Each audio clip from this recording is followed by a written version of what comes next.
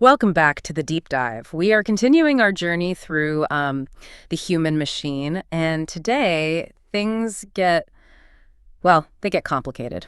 They do. If you were with us for the last few sessions, we've been building a human being from scratch. We looked at the architectural blueprint in the womb, and then we looked at the hardwiring of the brain. But up until now, that machine has effectively been sitting in the garage. That is a great way to put it. Yeah. We've been looking at the chassis and the hardware, but today we're talking about the ignition. Right. The moment the engine gets flooded with, high-octane fuel and the vehicle actually starts moving down the highway. We are talking about puberty. Okay. But not just the awkward voice cracks and the acne. The sources for this deep dive call it the great sorting. Mm. And that phrase really stuck with me because it implies something active is happening. It's not just growing up, it's a divergence. It is a distinct divergence. And to really get the weight of this, you have to look at the starting line. If you walk into a second-grade classroom, the playing field looks deceptively even. Actually, if anything, it's tilted in favor of the girls. Right. I was surprised by this in the reading. The data shows girls in elementary school are often reading sooner, their verbal skills are sharper, and even in math, basic arithmetic, they're right there with the boys. Often ahead of them. Yeah, often ahead. Exactly. Because at that age, math is largely about computation. It's about learning a rule, like a recipe, and just following it diligently. Okay. And as we discussed in the childhood deep dive, the female brain is sort of wired for that kind of sequence in verbal instruction. They listen better. They're more diligent. So everyone is running the race, and the girls are actually leading the pack. But then comes the catalyst. Ages 12, 13, 14. The hormones hit. And the sources describe this as a biological ignition that flips a switch on that hardware we talked about, the hardware from the womb, and suddenly the data shifts. It shifts dramatically. And this is where we have to tackle the most controversial part of the research stack, the thing that makes people very uncomfortable, the ability gap. Right. Specifically, the gap in mathematical reasoning. Exactly. And we need to be very precise here for you, the listener, because math is such a big word. We aren't talking about balancing a checkbook. Or calculating a tip at a restaurant? No. No. We're talking about high-level abstract reasoning.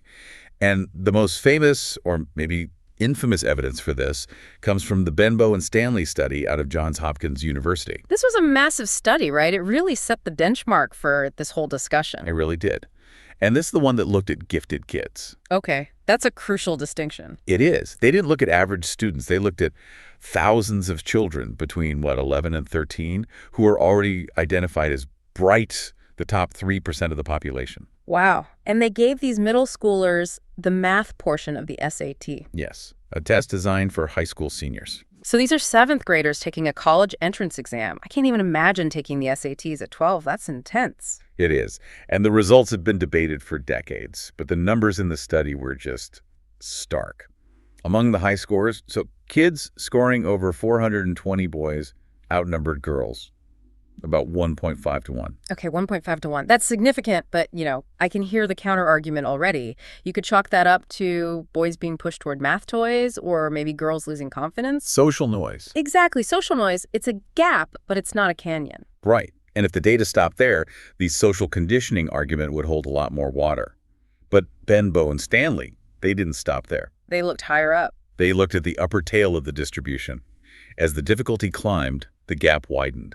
At scores over 600, the ratio became 4 boys for every 1 girl. 4 to 1. Okay, that is a much steeper curve. Suddenly we were seeing a clear separation. And then at the highest range of mathematical brilliance, we're talking scores over 700, the kind of scores that flag a future PhD in theoretical physics. They're real outliers. The true outliers. The ratio jumped to 13 to 1. 13 to 1. 13 to 1. Okay, that is a chasm. That's hard to explain away with just social conditioning. Well, that was Benbow and Stanley's conclusion. They argued that if it were just about society telling girls math is hard, you'd see a consistent gap across the board. But you don't. No, you see it explode. You see an exponential gap at the extreme top end of specifically abstract reasoning. They argued this points to a biological basis rooted in what we call visuo-spatial ability. We see this term visuo-spatial all over the source material. It feels like the skeleton key for this whole deep dive. So let's strip away the jargon. What is actually happening in the brain? It's the ability to picture things, their shape, their position, their proportion accurately in the mind's eye. Okay. It's the ability to take a three-dimensional object, close your eyes, and just rotate it, to see the back of it without actually moving it. So you're kind of dissociating from the physical world and working entirely in a virtual space in your head, like a CAD program running in your brain. Precisely. And the source material argues this is the male strategy, because the male brain is so specialized. Remember, we talked about how compartmentalized it is. Right. Men tend to approach these abstract math problems visually. They rely heavily on the right hemisphere. They see the solution. They see the pattern. They can, pull a hidden geometric figure out from a larger, more complex pattern. They just rotate the object mentally and say, there it is. Okay, so contrast that with the female strategy. We know the female brain is generally more connected, right? The corpus callosum, that bridge between hemispheres, is thicker. It is, and usually that's a superpower. It allows for better integration of emotion and logic, better multitasking. But in this one specific instance, it becomes a hurdle. A hurdle for high-level math. How? When faced with a complex, abstract problem, the female brain often recruits the left brain, the verbal side. So they try to talk their way through the geometry. In a sense, yes. They use words and logic strings to solve what is essentially a visual problem. The source describes this as taking the long way around. It sounds inefficient. It's computationally expensive. Think of it this way. If I ask you to describe a spiral staircase to me without using your hands, just using words... Well, that's impossible. It goes up and it curves, but it's also ascending. Yeah, it's a total mess. Right. You have to use a lot of sentences to convey the shape, but if you just visualize it, it's instant. That's the difference. So the female brain's greatest strength, its connectivity, actually becomes a handicap in this one isolated realm. That's the argument. Which brings us back to the hormones. Because if this ability gap explodes at puberty, the chemicals must be doing something to that wiring. Yeah, if the brain structure is there from birth, why aren't 7-year-old boys doing calculus? Because the hardware is idling. It needs the fuel. And this brings us to a really fascinating and honestly a slightly counterintuitive theory in the reading. It's called hormonal depression. Depression sounds like a mood disorder, but I have a feeling we're talking about aptitude here. We are. In this context, it means suppression. The theory suggests that female hormones, estrogen specifically, might actually depress spatial ability. It acts as a brake.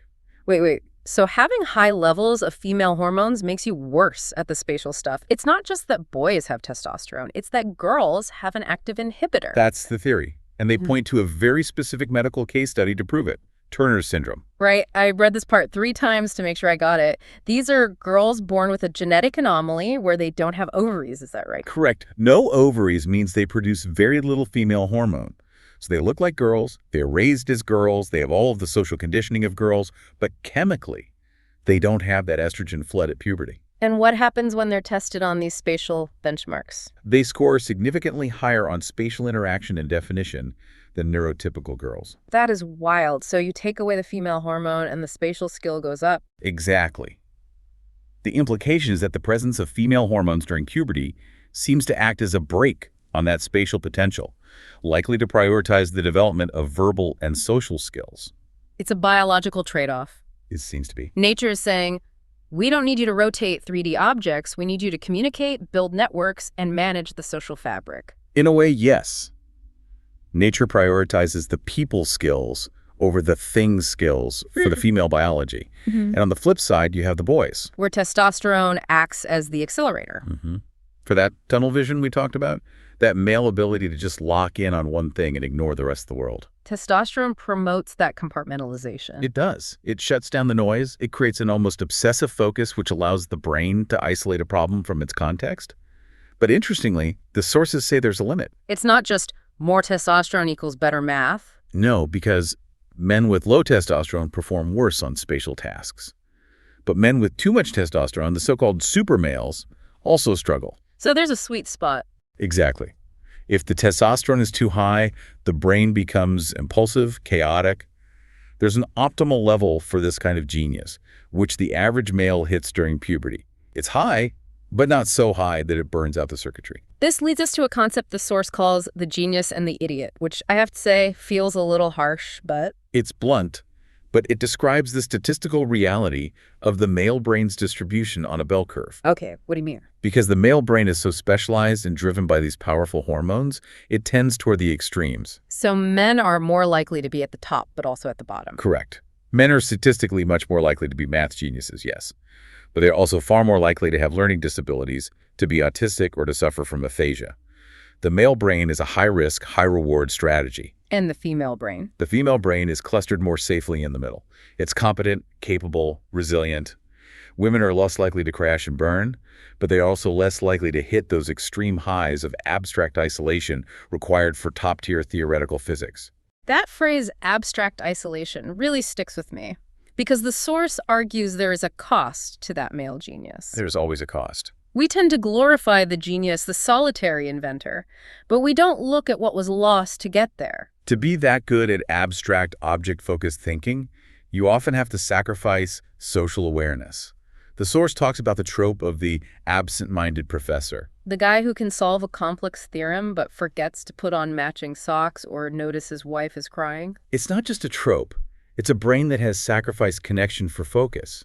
The male brain separates emotion from the task. The female brain connects them. And if you're doing pure theoretical math, connection is a distraction. You need that isolation. You need to be able to unfeel. That's what the source suggests. So if we take all this, the wiring, the hormones, the bell curve, and we drop it into the adult world, we get the career divide. The things versus people divide. This is where biology manifests in the economy. And the source is pretty blunt about this. It says that men are drawn to things, engineering, architecture, mechanics, systems. While women are drawn to people, relations, communication, biological sciences like medicine. And this is where the source really challenges the social engineering narrative. We often hear that women aren't in engineering because they were discouraged or oppressed, but the source points to the kibbutz experiments in Israel. A fascinating counterpoint. Tell us about that, because it was this ultimate attempt to force equality. It was a massive social experiment spanning decades. The kibbutzim wanted to create a society with zero gender roles.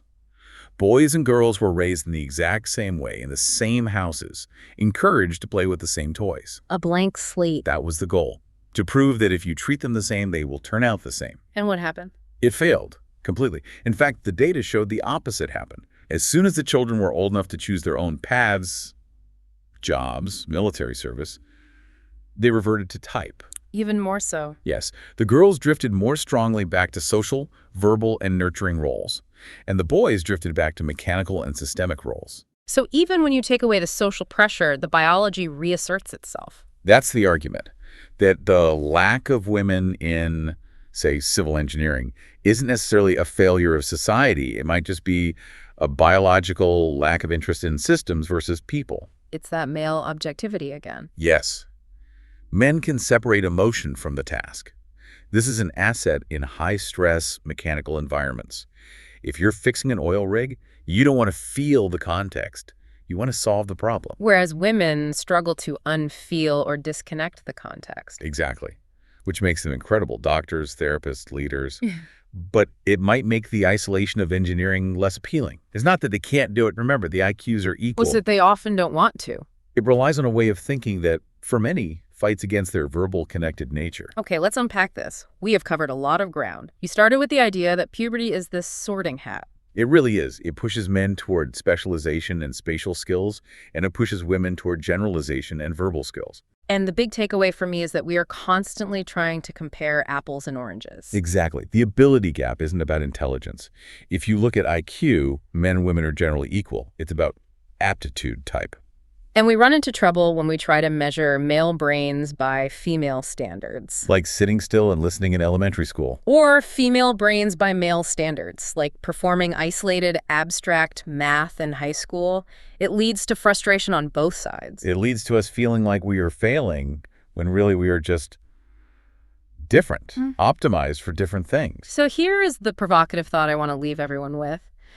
The source material is essentially saying that biology dictates men are wired for things and women for people. Right. That is the biological baseline it presents. If that is true, is our pursuit of 50-50 representation in every single profession actually a fight against nature? Does equal have to mean identical? It's the ultimate question, isn't it? If we respect the biology, maybe we stop counting heads and start valuing the different contributions. Maybe we accept that a 50-50 split in engineering might never happen, not because of sexism, but because of preference. Something to chew on. Next time, we are taking this wiring and applying it to the most volatile area of all. Hearts and minds. Now that we know how the brain works, how does this wiring dictate how we fall in love and why we fight? You won't want to miss it. Thanks for listening to The Deep Dive.